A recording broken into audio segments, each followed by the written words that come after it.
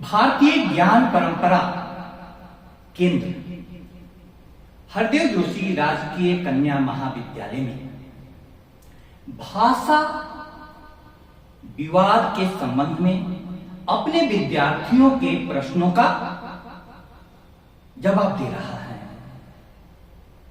आज देश एक अजीब हालात में फंसता जा रहा है। उसमें से सबसे महत्वपूर्ण है आज का पनपता हुआ भाषा विवाद। आज टीवी पर जो दृश्य दिखाए जा रहे हैं उसके कारण एक भाषा भाषी दूसरे भाषा भाषी से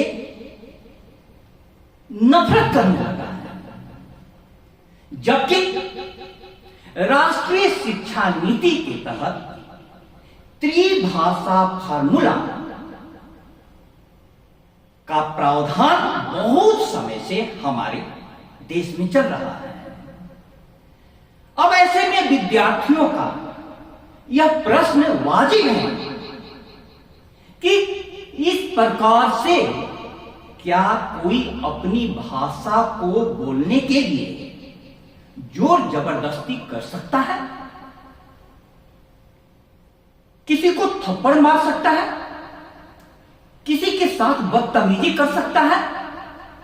अब यह बात महाराष्ट्र में, कर्नाटक में, तमिलनाडु में बढ़ती जा रही है। विद्यार्थी का यह प्रश्न बहुत अच्छा प्रश्न है। शिक्षा संस्थान यदि इसका सही ढंग से जवाब दे सके तो यह विवाद संवाद में तब्दील हो सकता है।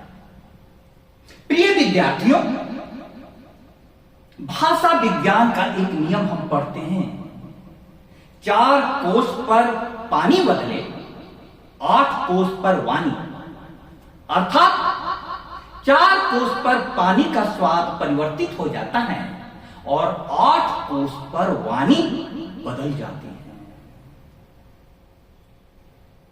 अब आप देखोगे राजस्थान का यह बांसवाड़ा जो सबसे पिछड़े शैक्षिक प्रदेश में गिना जाता है, हम लोगों के क्षेत्र में बागड़ी बोली जाती है। थोड़ा आगे बढ़ोगे तो कहीं मेवाती बोली जाती है, कहीं मारवाड़ी बोली जाती है, कहीं ब्रज बोला जाता है, अर्थात अनेक प्रकार के भाषा भाषी एक साथ भारत की बगिया में रहते हैं। अब सवाल यह है कि भाषा के प्रति किसी का भी बहुत ही गहरा लगाव होता है। राष्ट्रीय शिक्षा नीति में यह प्रावधान है कि प्रारंभिक स्तर से त्रिभाषा फार्मूला को लागू किया जाए। मातृभाषा में बच्चों को शिक्षा दी जाए, एक भाषा अंग्रेजी और एक संपर्क की भाषा के रूप में हिंदी को अपनाया जाए। अब इसी हिंदी के विरोध में महाराष्ट्र, तमिलनाडु और कर्नाटक में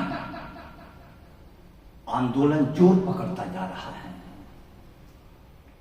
अब यहां पर हमें एक बात समझनी होगी कि हम सुनते आए हैं,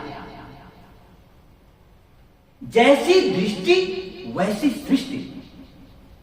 भाषा के संबंध में थोड़ा सा हम विचार करें तो भाषा के प्रति यदि सांस्कृतिक दृष्टि हो तो भाषा जोड़ती है, किंतु यदि भाषा के प्रति राजनीतिक दृष्टि हो तो भाषा तोड़ भी सकती है, जैसा कि हम आजकल देख रहे हैं। सांस्कृतिक दृष्टि का मतलब क्या हुआ? भारत के स्वतंत्रता संग्राम में कई बोलियों से निकली हुई एक आम संपर्क की भाषा हिंदुस्तानी बढ़ती जा रही थी और वह धीमे धीमे भारत की सर्वाधिक जनसंख्या के लिए संपर्क भाषा के रूप में अपना स्थान बनाती जा रही थी। उस हिंदुस्तानी में सारी बोलियों के शब्द थे। उसकी शब्द संपदा के कारण और आत्मसातीकरण करने के कारण और समावेशी भाव के कारण उस हिंदी को इतना समर्थन मिला कि वह भारत के स्वतंत्रता संग्राम में सबसे महत्वपूर्ण संपर्क भाषा के रूप में, सबको जोड़ने वाली भाषा के रूप में उभर करके आई। अब हमें देखना यह है कि उस हिंदी का इतनी बड़ी भूमिका स्वतंत्रता संग्राम में हुई कि गुजराती भाषी महात्मा गांधी, मराठी भाषी लोकमान्य बाल गंगाधर तिलक, पंजाबी भाषी लाला लाजपत राय, बांग्ला भाषी सुभाष चंद्र बोस और तमिल भाषी सी राजगोपालाचार्य, अंग्रेजी भाषी नेहरू, सभी जन समुदाय को संबोधित करने के लिए अधिकतर हिंदी भाषा का प्रयोग कर रहे थे। हिंदुस्तानी या हिंदी एक उभरती हुई संपर्क भाषा। अब थोड़ा गहरे से विचार करोगे तो हम लोगों के भी घरों में कई भाषाएं बोली जाती हैं। जैसे हम लोग आम बोलचाल की भाषा में कह देते हैं कि हिंदी हमारी मातृभाषा है। हिंदी को कुछ लोग राष्ट्रभाषा भी मानते हैं, लेकिन गौर से देखो तो हिंदी हमारी मातृभाषा नहीं है। हमारी मां किस बोली में बोलती हैं? मेरी मां भोजपुरी बोलती थी। हमारे घर में भोजपुरी बोला जाता है, यहां पर घर में बागड़ी बोला जाता है। हिंदी मातृभाषा नहीं है। मातृभाषा का मतलब हुआ मां की भाषा। अब दूसरी बात, हिंदी राष्ट्रभाषा भी नहीं है, यह भी समझना होगा। इस राष्ट्र में अनेक प्रकार की भाषाएं हैं। संविधान की 8वीं अनुसूची में 22 भाषाओं को मान्यता दी गई है। सभी राष्ट्रभाषाएं, सभी राष्ट्रभाषाएं, क्योंकि सबकी अपनी संस्कृति, अपनी अस्मिता, अपनी गौरव, अपनी पहचान है। अब दिक्कत कहां से हुई? जब संविधान निर्माण चल रहा था तो भारत के राजकाज के लिए एक भाषा की जरूरत थी। अंग्रेजों की गुलामी से स्वतंत्र होते ही हम लोगों ने विचार करना शुरू किया कि भारत के राजकाज की भाषा क्या हो। इस पर संविधान सभा में लंबी बहस चली और मूल बहस हिंदुस्तानी और हिंदी पर आकर अटक गई। कुछ लोगों ने कहा कि हिंदुस्तानी में सारी बोलियों के शब्द मिलते जा रहे हैं और धीमे धीमे पूरे भारत की सारी बोलियों और सारी भाषाओं को यह अपने आगोश में समाविष्ट कर लेगी और प्रमुख संपर्क भाषा के रूप में आ जाएगी। लेकिन कुछ लोगों ने हिंदुस्तानी की जगह पर हिंदी भाषा पर जोर दिया और 14 सितंबर 1949 को अनुच्छेद 343(1), जिसमें कहा गया कि देवनागरी लिपि में लिखी जाने वाली हिंदी हमारी संघ की राजभाषा होगी। ज्यों ही यह बात दक्षिण भारत में पहुंची तो उसका भारी विरोध शुरू हो गया और वह विरोध इतना उग्र रूप धारण कर लिया। सी राजगोपालाचारी ने 1937 में दक्षिण भारत में तमिलनाडु में हिंदी को आगे बढ़ाने के लिए एक आदेश पारित किया और उसके विरोध में तमिल भाषी लोगों ने जबरदस्त आंदोलन शुरू किया।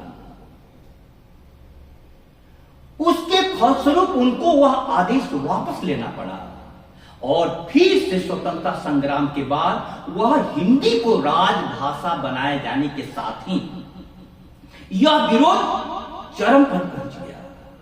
वह नारा गूंजने लगा, इंग्लिश एवर, हिंदी नेवर। अब देखो, अंग्रेजों की भाषा हमें कबूल है, हिंदी कभी नहीं। राष्ट्रीय शिक्षा नीति के तहत तमिलनाडु ने अभी त्रिभाषा फॉर्मूला नहीं अपनाया।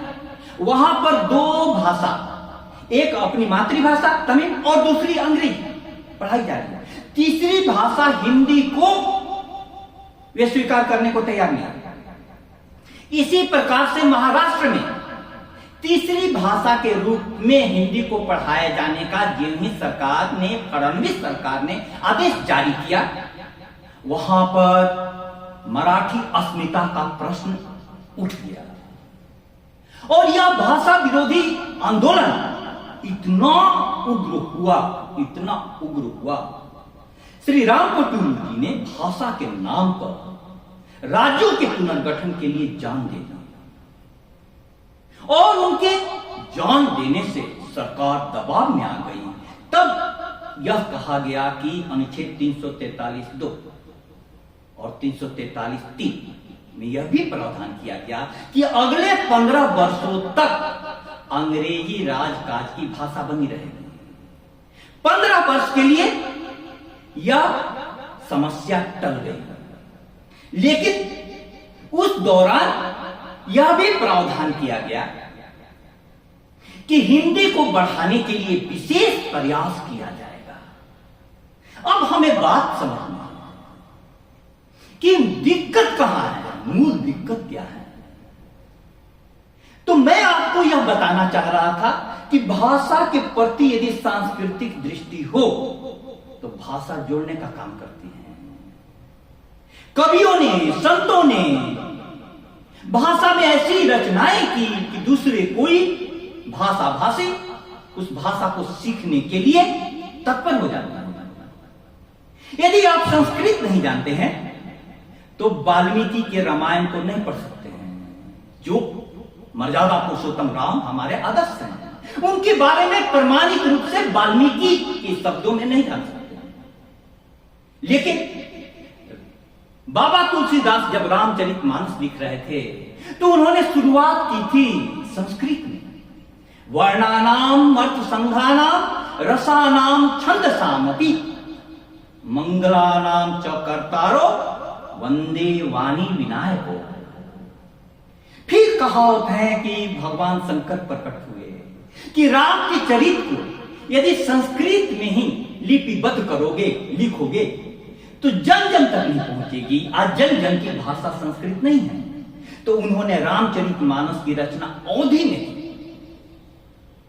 इसी प्रकार से आप देखेंगे प्राचीन काल में भी संस्कृत भाषा महात्मा बुद्ध को मालूम थी, क्योंकि राजपुत्र थे, शिक्षित थे।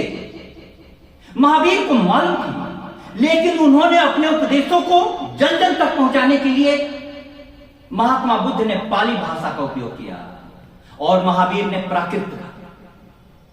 अब हम यहां पर आए एक बात समझने को। हिंदी का उपकार बहुत था भारत के स्वतंत्रता संग्राम में, लेकिन हिंदी को प्रेम करने वाले, जिन्होंने स्वतंत्रता संग्राम में हिंदी के कारण अखिल भारतीय नेता की छवि पाई, उन लोगों के जेहन में हिंदी के प्रति वो उदारता नहीं थी।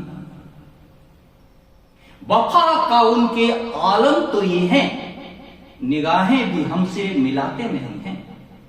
वादे किए थे जो सनम ने हमसे, चर्चा भी उसका चलाते नहीं है। वे लोग पलट गए। अंग्रेजी में जिनकी गति थी वे लोग पलट गए। अंग्रेजी को अंतर्राष्ट्रीय भाषा कहते हुए संपर्क भाषा के रूप में आगे भी जारी रखने का फैसला लिया गया 1965 के बाद भी। इसके साथ हिंदी को आगे बढ़ाने का प्रयास भी चलता रहा। अब हमारे सामने में आज जो समस्या आ रही है उसको समझने के लिए हमें यह जानना होगा कि अपने होने का सबूत और निशान छोड़ती है, रास्ता कोई नदी यूं ही कहां छोड़ती है। नशे में डूबे कोई जिए कोई मरे, तीर क्या क्या तेरी आंखों की कमा छोड़ती है। भाषा के नशे में कोई डूबता है, कोई भाषा के लिए जीने की कसम खाता है, कोई भाषा के नाम पर मर भी जाता है। ये 3 प्रकार के दीवाने भाषा के दिखाई दिए थे अभी तक। अब हाल में एक अलग प्रकार के दीवाने पैदा हो रहे हैं, जो भाषा के लिए मरते नहीं मारते हैं। समस्या यहां से हो गई। अब यदि मराठी भाषी किसी गुजराती भाषी को, किसी हिंदी भाषी को थप्पड़ मारे, तो हिंदी भाषी क्षेत्र से, गुजराती भाषी क्षेत्र से उसकी प्रतिक्रिया होगी, और इस क्रिया प्रतिक्रिया में पूरा देश उलझ जाएगा। वहां पर मराठी भाषियों को इसकी प्रतिक्रिया झेलनी पड़ेगी। हिंदी भाषियों के द्वारा फिर यही व्यवहार किया जाने लगेगा। यह तो संविधान के भी विरुद्ध है और राष्ट्रीय एकता के भी विरुद्ध है। इस पर तो तत्काल रोक लगाई जानी चाहिए, क्योंकि संविधान ने स्पष्ट रूप से अपनी भाषा, अपनी संस्कृति को सुरक्षित रखने का सभी को अधिकार है, और इसके लिए सरकार प्रयास करती है। तो अब आगे इस मामले में रास्ता क्या है? विचार का बिंदु यह है। मैं वही कह रहा था कि एक चाकू सांस्कृतिक दृष्टि और राजनीतिक दृष्टि की बात है। एक चाकू चिकित्सक के हाथ में हो तो उससे किसी की जान बच सकती है, लेकिन वही चाकू किसी आपराधिक प्रवृत्ति के व्यक्ति के हाथ में हो, अथवा कहो तथा कथित राजनीतिक प्रवृत्ति के व्यक्ति के हाथ में हो, तो उसी चाकू से किसी की जान भी जा सकती है। इसमें चाकू का दोष नहीं है, चाकू का दोष नहीं है। चाकू किसके हाथ में है? भाषा किसके, भाषा के पैरोकार कौन है? इस बात पर आज ध्यान देना होगा। तो अब हम विचार करें। ओशो ने एक महत्वपूर्ण बात कही थी, वह यहां पर मैं आपके सामने में विशेष रूप से लाना चाहूंगा।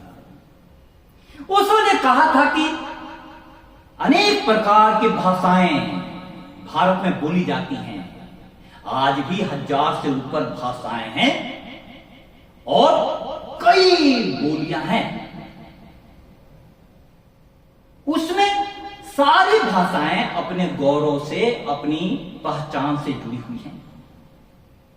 पहले के जमाने में बैलगाड़ी के युग में आप एक गांव में रहते थे, एक भाषा से काम चल जाता था। आज जेट युग है, विमान युग में बहुभाषी हुए बिना आपको अपनी दीनता और दरिद्रता स्पष्ट दिखाई देगी। तो ऐसे में ओशो ने कहा कि मूल समस्या की शुरुआत हुई हिंदी को राजभाषा के रूप में बिठाए जाने से। अन्य भाषाओं में एक आशंका घर कर गई, ईर्ष्या ने जन्म ले लिया, और उस ईर्ष्या के कारण ऐसा उन्हें लगने लगा कि हिंदी भाषा के बढ़ने से सब जगह हिंदी शिक्षकों की नियुक्ति होगी, रोजगार के भी अवसर खा जाएंगे, और हमारी तमिल भाषा, हमारी मराठी भाषा, हमारी कन्नड़ भाषा खतरे में पड़ जाएगी। इसमें कुछ हद तक सच्चाई है। इस बात को शिक्षक के रूप में मैं स्वीकार करता हूं। तो ओशो ने कहा कि यह जरूरत ही नहीं थी कि हिंदी को राजभाषा का दर्जा दिया जाए। महात्मा गांधी जी ने हिंदी को राजभाषा का दर्जा दिलवाने में महत्वपूर्ण भूमिका निभाई। ओशो जैसे रहस्यवादी की दृष्टि कहती है कि अगले 20-25 सालों में धीमे धीमे उस हिंदुस्तानी में सारी बोलियों के शब्द आ जाते और सभी को उसको अपनाने लगता। लेकिन यह विशेष स्थान देने के कारण दिक्कत शुरू हो गई। लेकिन अब तो वह विशेष स्थान दे दिया गया। आज क्या उपाय है? आज क्या उपाय है? विद्यार्थी प्रश्न पूछते हैं कि सर, प्राथमिक स्तर से क्या त्रिभाषा सीखने का नियम लागू करने से बच्चों के मस्तिष्क पर ज्यादा दबाव नहीं पड़ेगा? पहले इस प्रश्न को थोड़ा सा मैं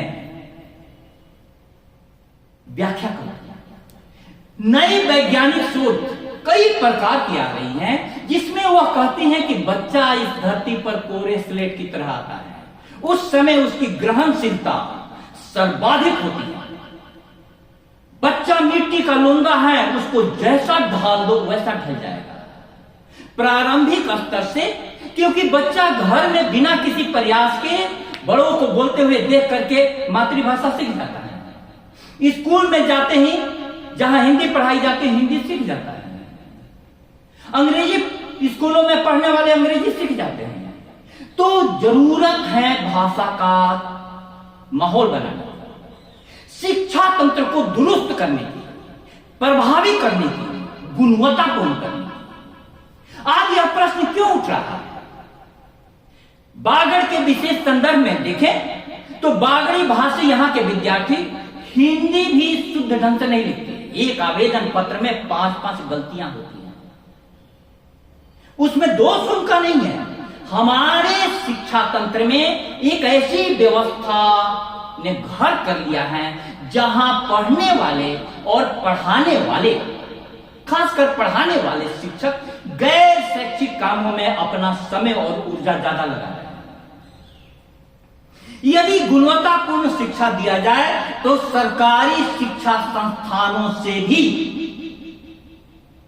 बहुत अच्छे प्रतिभाशाली विद्यार्थी पैदा होते रहे हैं। अब्दुल कलाम साहब सरकारी शिक्षा संस्थान से पढ़े थे। मैं स्वयं सरकारी शिक्षा संस्थान से, मेरे घर में सब कोई सरकारी शिक्षा संस्थान से पढ़कर इस आचार्य पद तक पहुंच गए। कई लोग आईएएस भी बने, हमारे साथी आईपीएस बने, बड़े बड़े पदों पर। यह दिक्कत है। शिक्षा में आमूलचूल परिवर्तन किए जाने की जरूरत है। राष्ट्रीय शिक्षा नीति सबसे ज्यादा जो भारतीय ज्ञान परंपरा पर दे रही है, इसका स्वागत किया जाना चाहिए। हम अपने मूल स्वभाव को, अपनी मूल जाति को, मूल भाषा को, मूल संस्कृति को छोड़कर आगे नहीं बढ़ सकते। नीत्शे का एक प्रसिद्ध कथन है कि जिस वृक्ष को जितना ऊंचा जाना हो, उसकी जड़ों को उतना ही गहराई में जाना चाहिए। अब आप इस बात को समझने का प्रयास करें। जड़ें गहराई में कैसे जाएंगी? शिक्षा सबसे महत्वपूर्ण साधन है जड़ों को गहराई में ले जाने का। इसलिए शिक्षा जगत में राष्ट्रीय शिक्षा नीति को यदि सफल बनाना है, भारतीय ज्ञान परंपरा के तत्वों को आगे बढ़ाना है, तो हम सभी को राष्ट्रीय शिक्षा नीति के मूल उद्देश्य के हिसाब से गुरुकुलीय प्रणाली शुरू करनी होगी। गुरुकुल प्रणाली की क्या खासियत थी? वहां पर शिष्य और गुरु विद्या की साधना में, पढ़ने और पढ़ाने की साधना में अहर्निश लगे रहते थे। दिन रात एक ही काम था। समाज के लोग खाना पीने की व्यवस्था कर देते थे और सरकारें कई प्रकार का सहयोग, धनराशि का और अन्य प्रकार का सहयोग कर दिया करती थी। तब जाकर के नालंदा विश्वविद्यालय और तक्षशिला जैसे अनेक विश्वविद्यालय भारत में ऐसे हुए कि जहां विश्व भर की प्रतिभाएं खींची चली आती थी। आज भारत को क्या हो गया? आज हमारे सरकारी शिक्षा संस्थान सुने क्यों पढ़ते जा रहे हैं? विद्यार्थी क्लासेज में क्यों नहीं आ रहे हैं? विद्यार्थियों में जिज्ञासा का अभाव क्यों हो रहा है? क्यों हम भाषा के नाम पर, धर्म के नाम पर, जाति के नाम पर बढ़ते जा रहे हैं? इसके मूल में यही इसी भाषा को पकड़ना होगा। पूरे भारत की संस्कृति का आप देखिएगा तो उसकी सबसे बड़ी खाती संस्कृत भाषा में है। संस्कृत भाषा का भी ज्ञान यदि हमें नहीं हो तो हम ऋषियों के उन आप्त वचनों से, उन उदार विचारों से वंचित हो जाएंगे, जहां कहा गया है माता भूमि पुत्रो अहम पृथ्व्या। सब कितने उदार विचार है, उससे हम वंचित हो जाएंगे। तो हमने क्या राष्ट्रीय शिक्षा नीति को लागू करते समय जो कुछ किया है, उसमें थोड़ी सी बात, जैसे इस कॉलेज में, यहां की शिक्षा व्यवस्था में सबसे पहले सेमेस्टर शिक्षा प्रणाली लागू कर दी गई है। अब सेमेस्टर शिक्षा प्रणाली के तहत हमारे कॉलेज में अभी एडमिशन का भी काम चल रहा है, एग्जामिनेशन का भी काम चल रहा है, विद्या संबल का भी फॉर्म चेक किया जा रहा है, स्कूटी भी बांटा जा रहा है, स्कॉलरशिप भी बांटा जा रहा है, बस पढ़ाई नहीं हो रही है। कैसे हम भारतीय ज्ञान परंपरा के तत्वों को आगे बढ़ाएंगे? साहिले मकसूद पर ले चल खुदारा ना खुदा, आज हिंदुस्तान की कश्ती बड़ी मुश्किल में है, बड़ी मुश्किल में है। इसमें शिक्षाविदों का विचार चाहिए। शिक्षाविदों की राय यह है कि हम यदि तमिल भाषा के या दक्षिण भारत के लोग विरोध कर रहे हैं तो उस पर विचार किया जाना चाहिए। क्यों? हिंदी हिंदू हिंदुस्तानी का नारा देने वाली पार्टी भी उनके सारे लोगों के, किसी भी पार्टी के हो, सारे लोगों के बच्चे अंग्रेजी शिक्षा संस्थान में पढ़ रहे हैं। क्यों? विदेशों में या देश में भी है तो अंग्रेजी शिक्षा संस्थान में, वहां पर भाषा विवाद क्यों नहीं हो रहा? हिंदी को लेकर भाषा विवाद क्यों हो रहा है? यह सिर्फ भाषा का मामला नहीं है, यह वोट बैंक का मामला है, अपनी सत्ता अपनी पहचान का मामला है। लेकिन क्या उस भाषा विवाद को ऐसा रूप दे दिया जाए कि एक दूसरे पर हम आक्रमण करने लगे? हर व्यक्ति को यह समझना होगा कि भाषा से अपनी अस्मिता, अपनी पहचान किसी की होती है। इस वैश्वीकरण के जमाने में जब सारे लोग एक दूसरे से मिल रहे हैं तो यह भाव अपनी अस्मिता को, अपनी पहचान को बनाए रखने का और भी तीव्र होते जा रहा है। खुद भी खो जाती है, मिट जाती है, मर जाती है जब कभी कोई कौम अपनी जबान छोड़ती है। जब तक हम खेल नहीं है, अभी कैसे समझाऊं, देखना मेरी चीता कितनी धुआं छोड़ती है। कोई भी अपनी मूल पहचान, मूल अस्मिता को बचाएगा। उस मूल अस्मिता, मूल पहचान को, भारत की शक्ति यही है कि विविधता में भी भारत एकता के तत्व को पहचानता है। वह एकता का तत्व क्या है? हम सभी एक दूसरे के संपर्क में आए, सारी भाषाएं एक दूसरे को जाने, ज्यादा से ज्यादा भाषा सीखने का यह समय है। कई देशों में लोग 4 भाषाएं 5 भाषाएं सीखते हैं। तो यदि हम भाषा के मामले में दरिद्र हो गए तो हम ज्ञान से भी वंचित हो जाएंगे, दूसरों के संपर्क से भी वंचित हो जाएंगे। इसलिए प्यारे विद्यार्थियों, इस भाषा विवाद में रास्ता यही है कि शिक्षा संस्थान में गुणवत्तापूर्ण शिक्षा की व्यवस्था की जाए और राष्ट्रीय शिक्षा नीति में किसी भी भाषा में पढ़ने की नीति बनाई गई है। अपनी अपनी बोलियों में, मातृभाषा में पढ़ने का प्रावधान किया गया है। तो उसके लिए शिक्षकों की नियुक्ति होनी चाहिए, तो उससे रोजगार के साधन उपलब्ध होंगे। केरल के नमूद्रीपाल मुख्यमंत्री जी ने वहां पर बहुत साल पहले हिंदी को द्वितीयक राजभाषा बना दिया था। तो उसका प्रभाव क्या हुआ, उसका परिणाम क्या हुआ? आप सभी क्षेत्रों में, नर्सिंग के क्षेत्र में केरल वासियों की अधिकता देखेंगे। तो आज हमारे बच्चों को, हमारे भविष्य की पीढ़ियों को अंग्रेजी भी पढ़ने की जरूरत है, हिंदी भी पढ़ने की जरूरत है, संस्कृत भी पढ़ने की जरूरत है, लेकिन साथ में मराठी, तमिल, तेलुगु से भी परिचय बढ़ाना होगा। तुम यदि उनके महापुरुषों को नहीं जानोगे, उनके संतों को नहीं जानोगे, तो जीवन में बहुत सारी चीजों से वंचित हो जाओगे। सावरकर साहब, एकनाथ, संत तुकाराम महाराष्ट्र से। इसी प्रकार से दक्षिण में तो रामानुज, शंकराचार्य, भारत के अधिकतर संत वहां से। इसी प्रकार से पूर्वोत्तर राज्यों से भी किसी भी भाषा में प्रतिभा जन्म ले लेती है, वह अपने भावों की अभिव्यक्ति अपनी मातृभाषा में करती है। और पहले यह दूसरी भाषाओं की सुविधा नहीं थी, इसलिए मातृभाषा में। कबीर जुलाहे के पुत्र थे, उन्होंने अपनी भाषा, सूरदास ने ब्रज भाषा। अब ऐसे में हमें यह जानना होगा कि ज्यादा से ज्यादा सीखने की प्रवृत्ति को आगे बढ़ाना होगा। अब मैं अपनी बात एक उदाहरण देकर के समाप्त करता हूं कि आप देखो, रामकृष्ण परमहंस को ईश्वरीय अनुभूति थी, लेकिन वे पढ़े लिखे उतने नहीं थे, उनकी अभिव्यक्ति अच्छी नहीं थी। शिष्य के रूप में नरेंद्र नाथ दत्त विवेकानंद मिल गए। उन्होंने रामकृष्ण की अनुभूति को विश्व धर्म सम्मेलन शिकागो में अंग्रेजी में अभिव्यक्त किया और पूरा विश्व रामकृष्ण से परिचित हो गया, हिंदू धर्म से परिचित हो गया। वही विवेकानंद जो विदेशों में अंग्रेजी बोलते थे, संस्कृत भाषा के ज्ञाता थे, और भारत में आकर के उन्होंने घूम घूम कर कई जगहों पर हिंदी में भाषण दिया। यदि विवेकानंद नहीं होते तो रामकृष्ण से सारी दुनिया ही नहीं, बंगाल भी वंचित रह जाता, नहीं जान पाता। तो मैं अपनी बात को समाप्त कर रहा हूं इसके साथ कि उन्हीं के मतलब की कह रहा हूं।